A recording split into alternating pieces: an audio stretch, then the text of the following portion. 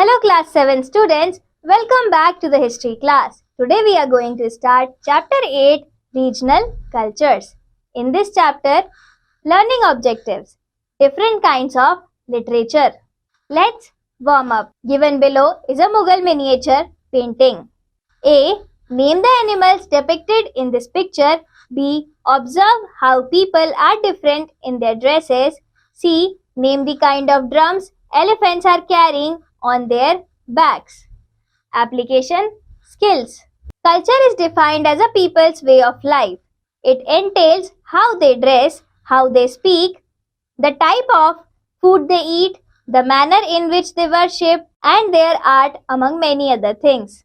Indian culture, therefore, is the Indians' way of life. Because of the population diversity, there is immense variety in Indian culture.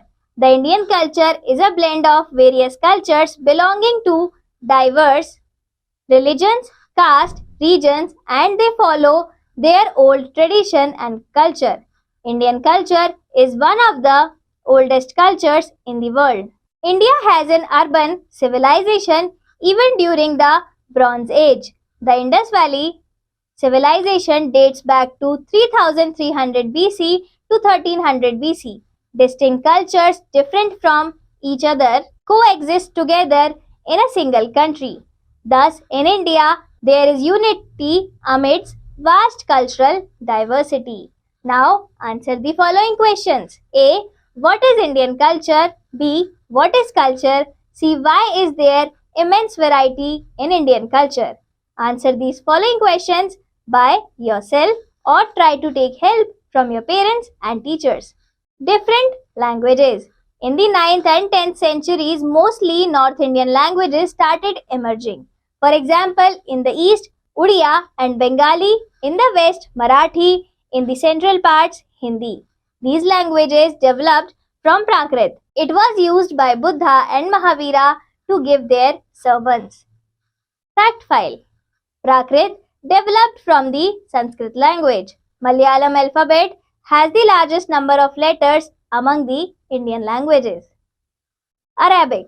It was the main language in Central and West India because it was the language of Prophet Muhammad. This language was supported by the Delhi Sultans and also by regional kings. During this period, the most famous work in Arabic was Fatwa-e-Alamgiri. Tamil. It was encouraged by the Chola kings. Different administrative records were maintained in Tamil, Telugu and Kannada. Malayalam. It was patronized by the Chera kings. Hindi. It was evolved from various dialects such as Brij Bhasha, Avadhi, Marathi, Avadhi, Maithili, Bhojpuri and Khadi Boli between the 7th and 10th centuries. Persian. It was introduced as an administrative language in the country by the arrival of the Turks. Urdu. This language came from the combination of Persian and Hindi. The word Urdu literally means camp. It was widely used to write poems and biographies during the reigns of the later Mughals. Different kinds of literature.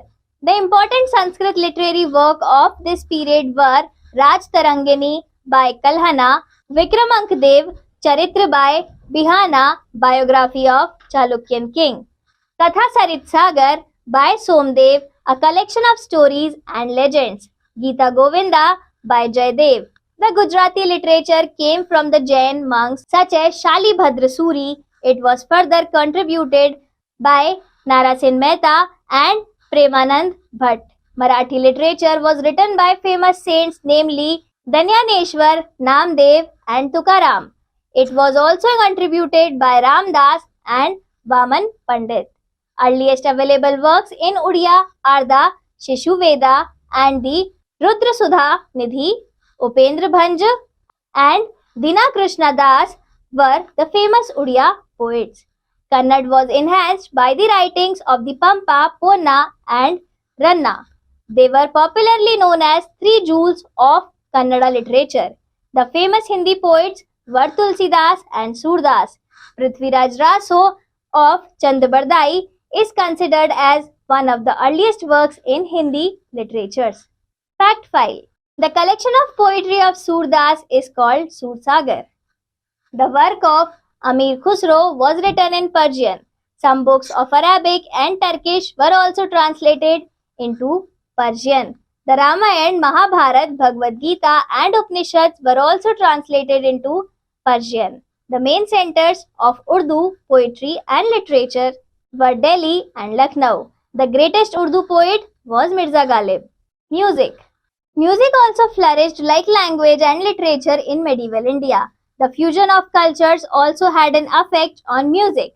Turks brought about the musical traditions of Arabia, Iran, and Central Asia. They introduced new musical instruments such as rabab and the sarangi. Music-based bhakti and Sufi movements also play an important role in music. The Sufi tradition of musical gathering called Sama led to the creation of a new style of music. This new style of music was called Qawwalis. Amir Khusro was a famous poet and a musician of this period, who produced several new ragas by combining Persian and Indian melodies. In this picture, you can see musical instrument rabab and sarangi. Firoz Shah Tughlaq was also a patron of music. During his reign, Indian musical work Rag Darpan was translated into Persian.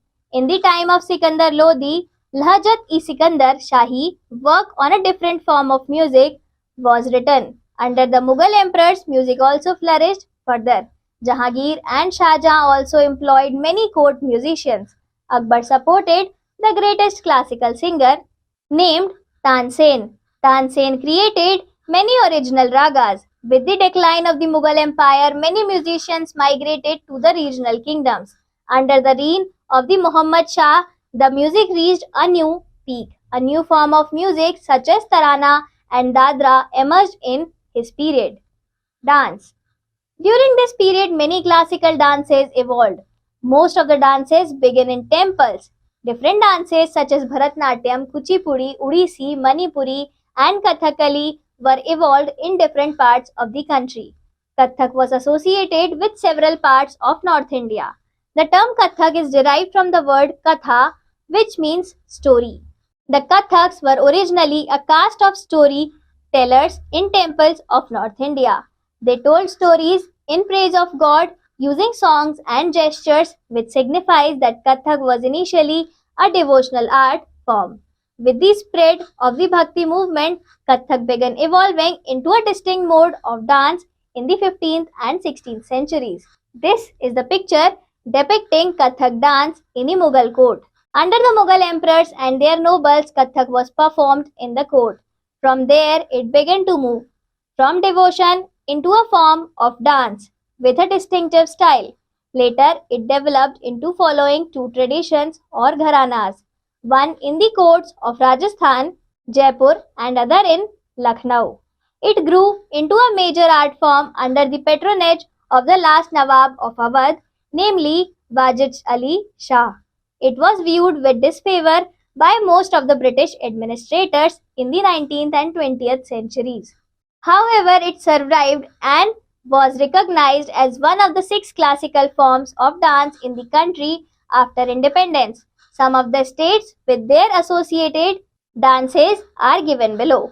States: Assam, dance, Bihu; Gujarat, Tippani; Tamil Nadu, Bharatnatyam; Kerala, Kathakali; Manipur, Manipuri; Odisha, Odissi; Andhra Pradesh, Kuchipudi. In the loop, Bharatnatyam was promoted by the Chola king. Besides Kathak, other 5 classical dances are Bharatnatyam, Kathakali, Odissi, Kuchipudi and Manipuri. Painting.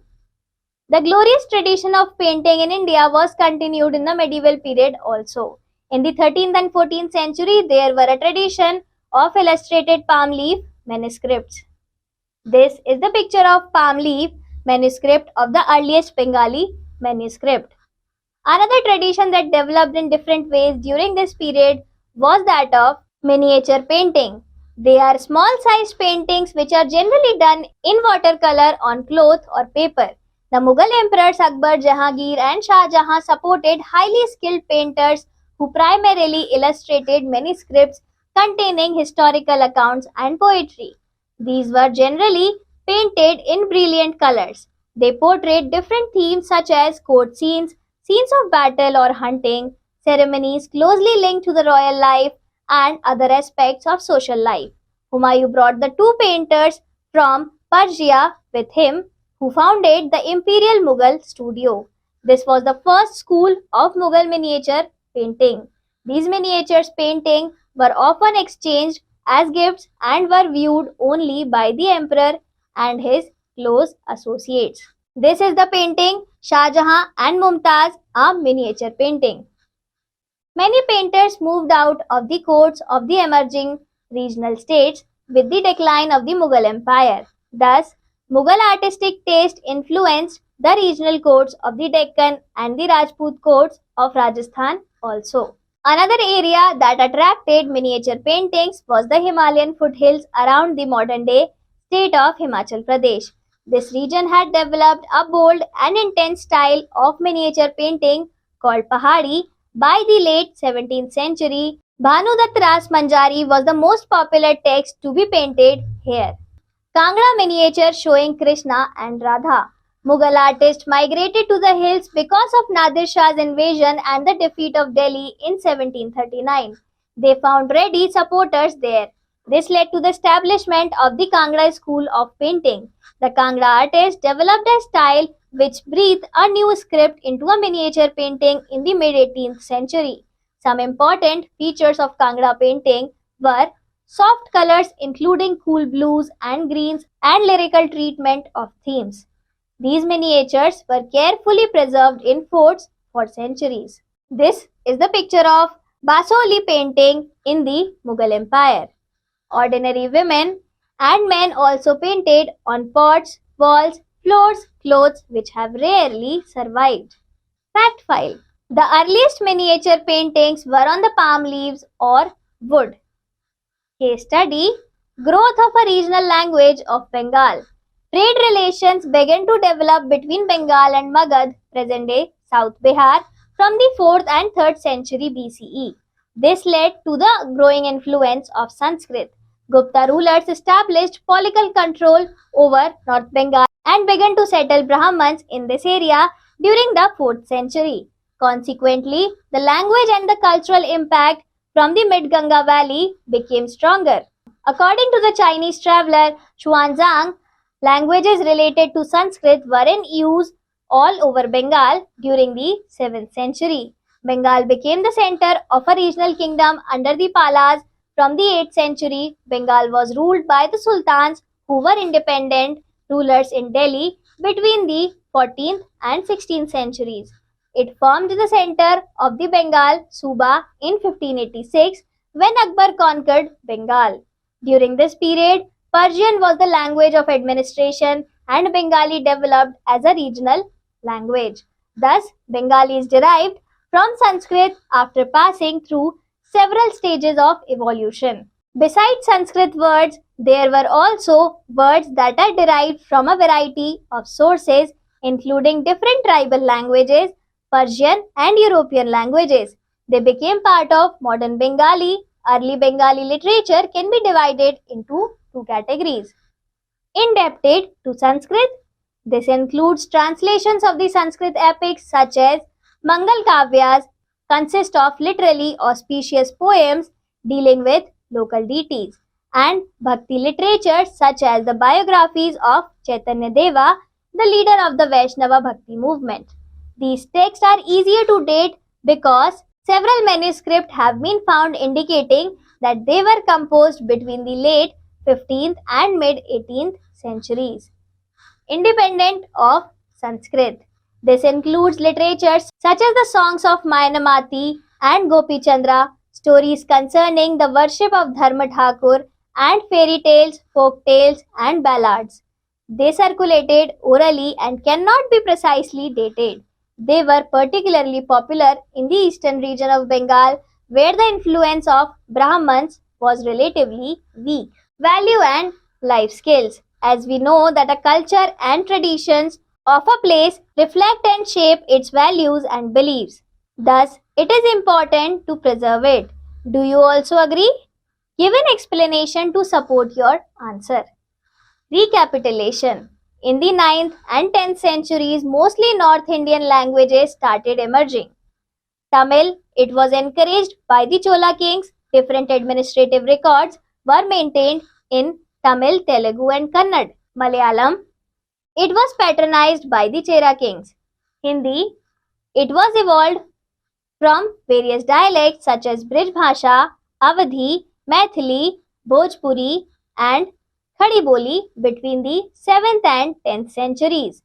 Persian, it was introduced as an administrative language in the country by the arrival of the Turks. Urdu, this language came from the combination of Persian and Hindi.